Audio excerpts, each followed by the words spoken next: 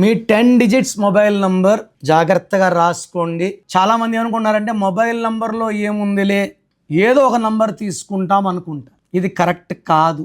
Mobile number is linked with Aadhaar, with pan. బ్యాంకులో కూడా mobile number linked. Cell phone numbers link లేనప్పుడు దాని ప్రభావం జీరో. మీ మొబైల్ నంబర్ చెప్తే మీకు అమౌంట్ వేసేయగలను, ఫోన్పే, గూగుల్ పే. ఇప్పుడు నంబర్ హ్యాస్ బికమ్ ఇంపార్టెంట్. 1998 ముందు సెల్ ఫోన్స్ లేవు, అప్పుడు సెల్ ఫోన్ ప్రభావం లేదు. ఇప్పుడు వాడుతున్నాం, దీని ప్రభావం వచ్చేసింది. సో ఈ 10 డిజిట్స్ మొబైల్ నంబర్ కూడితే 21 నంబర్ వస్తే, ఈ 21 నంబర్ మంచి నంబరే. ఈ 1 to 9 సిరీస్లో అందరికీ మంచిది కాదు. సో 21 నంబర్ వచ్చి 1, 10, 19, 28లో పుట్టిన వాళ్ళకి, 3, 12, 21, 13 పుట్టిన వాళ్ళకి అద్భుతం. 50, 50 వచ్చేసి 2, 11, 20, 29 పుట్టిన వాళ్ళకి 50, 50. ఈ 21 నంబర్ వచ్చేసి 5, 14, 23 వాళ్ళకి విషం.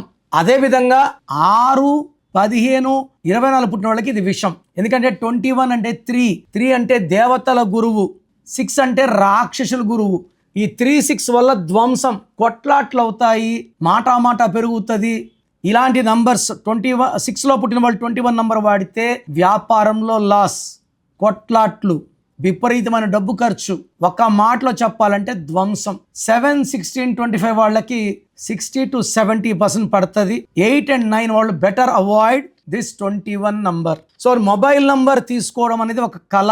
చాలా మంది పేరు పెట్టి డేట్ ఆఫ్ బర్త్ పెట్టట్లేదు, మొబైల్ నంబర్ బాగుందని అడుగుతున్నారు. ఈ మొబైల్ నంబర్ బాగుందని చెప్పాలంటే ఫస్ట్ మీ పేర్లు చెక్ చేయాలి.